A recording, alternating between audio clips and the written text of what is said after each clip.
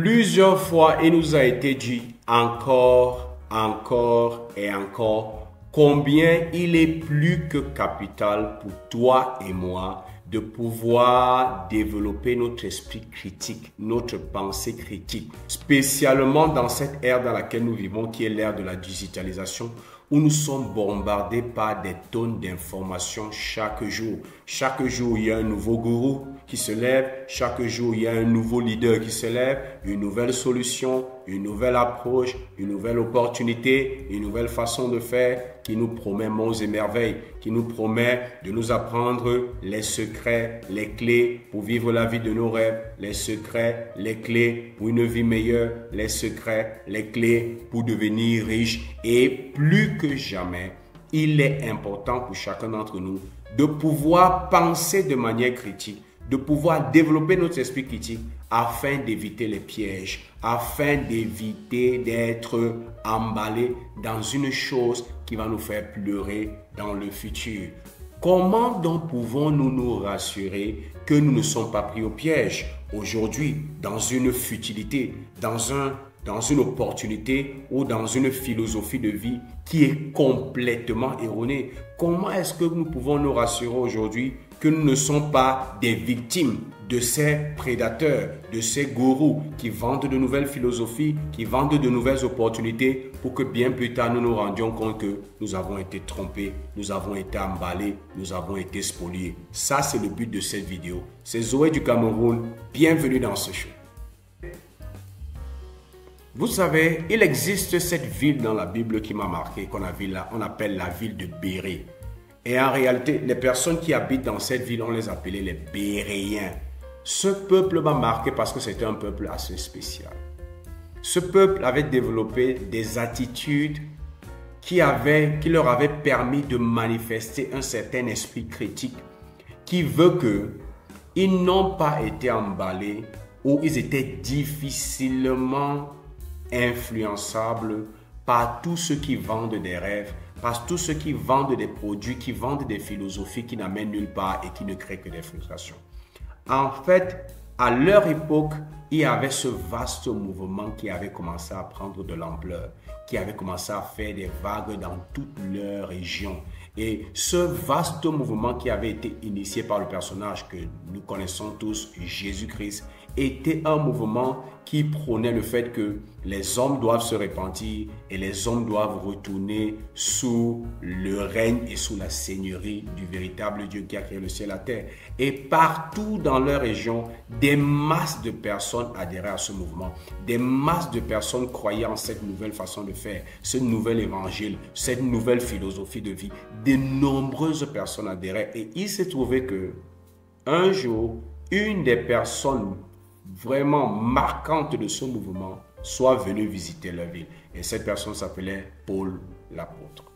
Mais ce qui est marquant dans l'histoire, c'est que les Béréens, malgré la célébrité de ce personnage, malgré le fait qu'il était une autorité et il avait une grande renommée et une grande réputation, malgré le fait que beaucoup de personnes parlaient de cette nouvelle philosophie de vie, de cette nouvelle évangile, de ce nouveau royaume que ce mouvement était en train de répandre, qui avait été initié par la figure centrale qui est Jésus-Christ, les Béréens n'ont pas hésité un seul instant à confronter ce Paul, à examiner ce qu'il dit, à lui poser des questions pour savoir si la philosophie qu'il annonce là n'est pas un nouveau mensonge, n'est pas une nouvelle arnaque. Ils lui ont posé des questions, ils l'ont confronté. Et l'histoire raconte qu'il le faisait parce qu'il voulait savoir et examiner et vérifier que ce qu'il annonçait était vrai.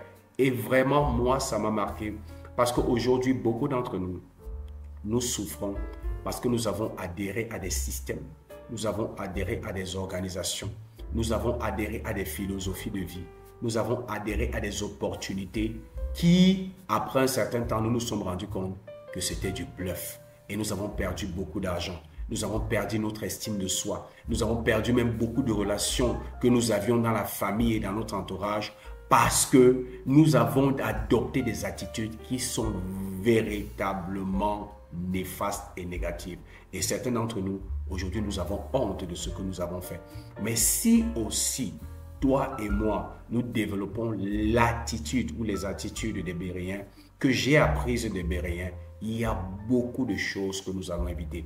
Parce qu'en réalité, ce peuple m'a appris 5 attitudes qui m'aident à penser de manière critique, qui m'aident à développer mon esprit critique afin de ne pas tomber dans les pièges de cette nouvelle philosophie, de ces nouvelles tendances, de ces nouveaux systèmes qui, à la fin, font pleurer beaucoup de personnes parce qu'on découvre que ce n'était pas de la vérité, c'était du bluff, c'était du mensonge, c'était juste de la poudre aux yeux. Et c'est pour ça que je veux partager avec toi 5 attitudes que j'ai apprises des Béréens pour que toi aussi, tu développes cet esprit critique, cet esprit qui te permet d'analyser et de discerner pour savoir, est-ce que ce qu'on me présente là, est-ce que c'est vrai? Est-ce que c'est juste? Est-ce que c'est utile? Et bien plus encore comme les Béréens, est-ce que c'est aligné avec mes valeurs et ma philosophie de vie? La première attitude que j'ai apprise des Béréens, c'est leur ouverture d'esprit. L'histoire raconte qu'ils étaient ouverts d'esprit et ça peut paraître vraiment paradoxal parce que lorsqu'on parle d'esprit critique, beaucoup de personnes pensent que ceux qui développent l'esprit critique ne sont pas ouverts d'esprit parce qu'ils sont là pour critiquer, parce que les gens écoutent critique. Critique ne veut pas qu'on est là pour critiquer. Critique veut dire juste que nous sommes là pour nous rassurer que ce qu'on nous présente est vrai et est digne de pouvoir être accepté et appliqué dans notre propre vie. C'est pour ça qu'on parle de critique. Critique, ce n'est pas pour dire qu'on rejette. C'est pour ça que la première attitude des Béréens que toi aussi tu dois adopter, c'est l'ouverture d'esprit. Pourquoi les Béréens étaient ouverts d'esprit? Parce qu'ils avaient cette profonde conviction qu'ils ne connaissent qu'en partie et qu'en réalité, ce qu'ils connaissent est très petit comparé à ce qu'ils ignorent.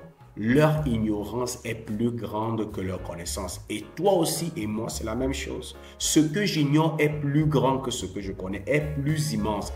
En réalité, ce que je connais et ce que tu connais n'est qu'une infime portion de toute la connaissance. Et lorsque je me rends compte que je suis plus ignorant que je suis informé, alors je me rends compte que j'ai besoin que les autres m'apprennent. J'ai besoin d'apprendre des autres et ça me permet d'être quoi? D'être ouvert d'esprit pour apprendre des autres parce que je ne connais qu'en partie. Et si moi je ne connais pas en partie et que toutes les autres personnes connaissent en partie, le meilleur moyen pour moi d'accroître ma connaissance afin de pouvoir devenir plus efficace dans ma façon de vivre, c'est de pouvoir aussi mettre à profit tout ce que les autres connaissent. C'est pour ça que les Béréens, par exemple, étaient des personnes ouvertes d'esprit. Et ça, c'est la première attitude que tu dois avoir. La deuxième attitude des Béréens, c'est leur soif d'apprendre.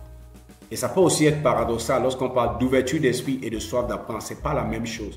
Ce n'est pas forcément parce que je suis ouvert d'esprit que j'ai soif d'apprendre. Lorsqu'on parle de la soif d'apprendre, on parle d'être proactif. Parce que lorsque j'ai soif, par exemple, je ne peux pas m'arrêter simplement à exprimer ma soif. Je pose des actions, je deviens proactif pour aller vers cette source qui va étancher ma soif. Donc, les Béréens n'étaient pas seulement ouverts d'esprit dans le sens qu'ils avaient compris qu'ils ne connaissaient qu'en partie et qu'ils avaient besoin de la connaissance des autres, mais ils avaient la soif d'apprendre. Ils étaient proactifs.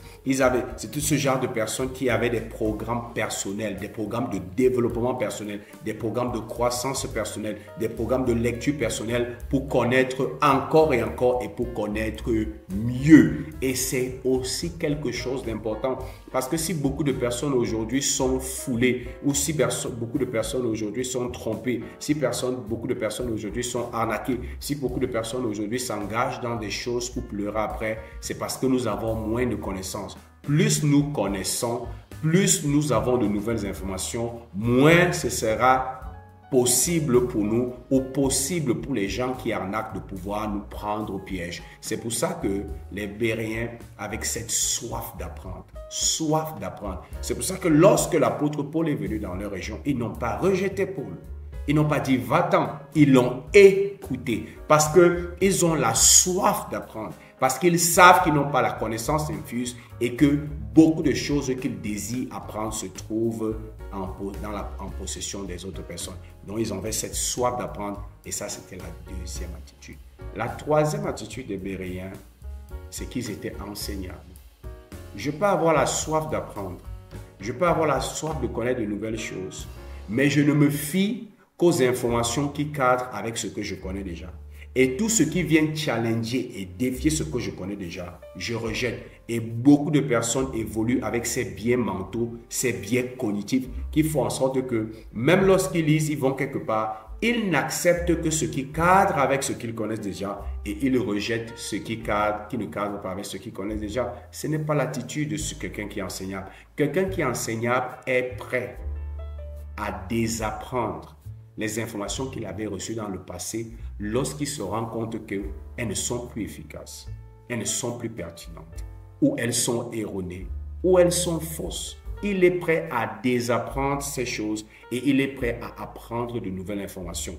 Et en fait, les personnes qui pensent de manière critique, qui ont développé leur esprit critique, sont conscients du fait que les informations que je trouve pertinentes aujourd'hui, la connaissance que je trouve pertinente aujourd'hui, d'ici quelques temps, peut ne plus devenir pertinente. Parce que la pertinence d'une information peut être dans le contexte dans lequel elle est appliquée. Il y a des informations que nous avons apprises dans le passé qui étaient importantes et pertinentes dans le passé, mais qui aujourd'hui n'ont plus aucun sens. C'est pour ça que ce genre de personnes qui ont développé l'esprit critique restent ouverts et prêts à désapprendre ce qui n'est plus pertinent, ce qui n'est pas utile, ce qui n'est pas juste et ce qui ne cadre pas avec les valeurs ou ce qui n'est pas vrai et à apprendre de nouvelles choses. C'est ça être enseignable. Ce n'est pas seulement être ouvert d'esprit, ce n'est pas seulement avoir soif d'apprendre, mais être prêt à désapprendre lorsque je me rends compte que ce que je pensais être vrai n'est pas vrai, ou ce que je pensais être vrai, n'est plus pertinent, ou ce que j'appliquais avant ne peut plus s'appliquer dans ce contexte. Être prêt à désapprendre ces informations et à recevoir et à apprendre de nouvelles informations qui vont m'aider à devenir meilleur, à connaître plus et à connaître mieux. Ça, c'était la troisième attitude des Béréens pour toi qui veux développer l'esprit critique. L'attitude des Béréens et qui fait vraiment la différence, c'est que les Béréens avaient un point de référence qui leur servait d'autorité. Ils avaient un point de référence. Dans le cas des Béréens, leur point de référence qui faisait autorité dans leur vie, c'était les Saintes Écritures et c'était la Bible. Tout ce qui venait vers eux, tout ce qu'on leur présentait, toutes les nouvelles idées, toutes les nouvelles opportunités, toute nouvelle philosophie, tout nouveau système qu'on pouvait les présenter, ils jugeaient tout cela sur la base de leur point de référence, qui est cette autorité qui était les Saintes Écritures. C'est pour ça que l'histoire raconte que tout ce que l'apôtre Paul leur disait, que dans d'autres vies les gens ne questionnaient pas, eux, ils prenaient le temps pour aller consulter le livre, consulter les Saintes Écritures pour savoir si est-ce que ce que ce monsieur dit cadre avec notre philosophie, cadre avec ses valeurs. Et je veux que tu saches ceci, il n'existe pas de penseur critique, de personne qui ait développé en lui l'esprit critique qui n'a pas de point de référence. Tu ne peux pas développer ton esprit critique sans point de référence. Parce que la base de tes critiques ou la base qui te servira pour juger ce que tu entends, pour vérifier ce que tu entends, pour examiner ce que tu entends, c'est un point de référence. On examine par rapport à un point de référence. On juge par rapport à un point de référence. On apprécie par rapport à un point de référence. Tout grand penseur, tout penseur qui a développé l'esprit critique a un point de référence et ce point de référence lui permet de juger. Et les Béréens, leur point de référence venait des valeurs qu'ils puisaient dans leur fondation biblique, dans leur fondation scripturaire. Et c'est sur cette base qu'ils pouvaient dire, ça c'est bon, ça ce n'est pas bon, ça je peux accepter, ça je ne peux pas accepter. Est-ce que tu as un point de référence? Est-ce que tu as cette base scripturaire, tu as ce livre, cette philosophie, ces valeurs qui font autorité dans ta vie à telle enseigne que tout ce que tu reçois ou tout ce qui vient vers toi, tu juges ça par rapport à cette autorité. Les personnes à succès, ce sont les personnes qui rejettent tout ce qui ne cadre pas avec leur point de référence, parce que leur point de référence, comme les Béréens, fait autorité dans leur vie. Ça, c'était la quatrième attitude. La cinquième attitude des Béréens, c'est qu'ils avaient une base de données. Pourquoi est-ce que je parle de base de données? C'est pour expliquer que le fait qu'ils aient choisi les Saintes Écritures comme point de référence, ce n'est pas simplement parce que les gens ont dit que c'est un bon livre qui enseigne de bonnes choses et qui a de bonnes valeurs.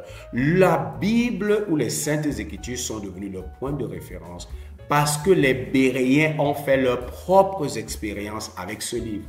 Ils ont appliqué les principes de ce livre, ils ont testé ce livre, ils ont appliqué les valeurs et les philosophies de ce livre dans leur vie et ils ont vu les résultats. Ils ont leurs propres expériences avec ce livre, ils ont les expériences de leur entourage avec ce livre et ils ont les expériences de ceux dont les histoires sont racontées dans ce livre et tout ça leur sert de base de données. Et sur la base de ces expériences, ils ont placé leur foi dans ce livre. Parce que plusieurs fois, ils ont mis ce livre au défi. Ils ont appliqué les principes qui sont dans ce livre. Ils ont appliqué les philosophies qui sont dans ce livre. Et ils ont vu le changement dans leur vie. Ils ont vu le changement dans leurs affaires. Ils ont vu le changement dans leur entourage. Et ce sont ces expériences, ces témoignages, ces histoires, ces expériences dans leur entourage qui ont bâti en eux cette confiance qui a fait en sorte qu'ils aient décidé que le livre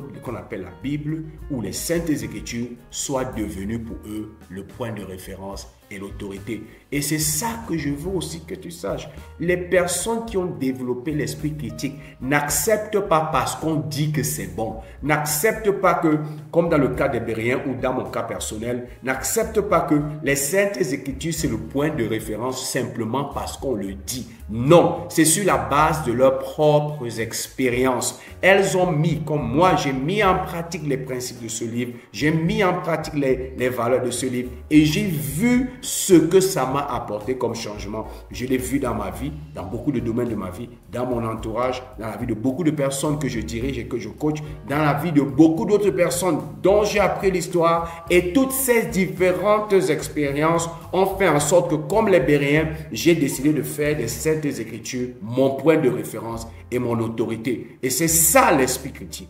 L'esprit critique, ce n'est pas que j'accepte parce qu'on a dit que j'accepte. L'esprit critique, ce n'est pas que j'accepte parce que mon père a dit. Je fais mes propres expériences et ces expériences me servent de base de données qui bâtissent ma foi, qui font en sorte que je dise que les Saintes Écritures, c'est mon point de référence par exemple, c'est mon autorité. Et à partir de là, les Saintes Écritures, comme dans le cas de Béréens ou dans mon cas, deviennent ma boussole, deviennent mon scanner. Tout ce qui vient vers moi, je juge ça par rapport à ce scanner. Parce que il n'existe pas une personne qui ait développé l'esprit critique qui n'a pas de point de référence. Si tu n'as pas de point de référence, oublie ma soeur, oublie mon frère.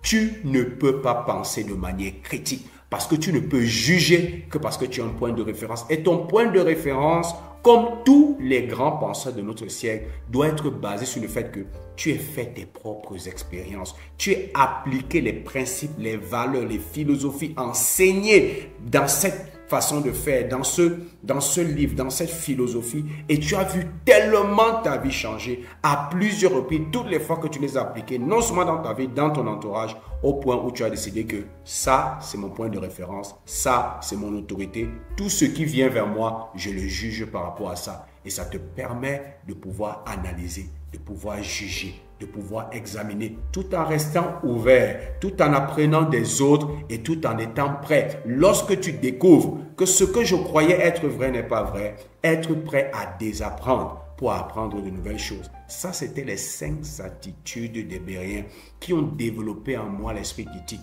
et qui me mettent à l'abri ou qui m'empêchent ou qui me mettent dans une position où ça devient de plus en plus difficile que je sois victime des arnaqueurs, que je sois victime de nouvelles philosophies qui, à la fin, au lieu de créer ce qu'elles ont promis créer dans ma vie, créent plutôt le contraire. Et j'espère que en partageant ça avec toi, toi aussi tu pourras les appliquer dans ta vie et tu pourras développer cet esprit critique et tu vas devenir un penseur critique. J'espère que tu as obtenu de la valeur de cette vidéo. N'oublie pas, abonne-toi à notre chaîne, partage-la avec qui tu sais peut être intéressé par ce type de contenu. Et comme j'ai l'habitude de dire, c'était Zoé du Cameroun et je te souhaite le succès.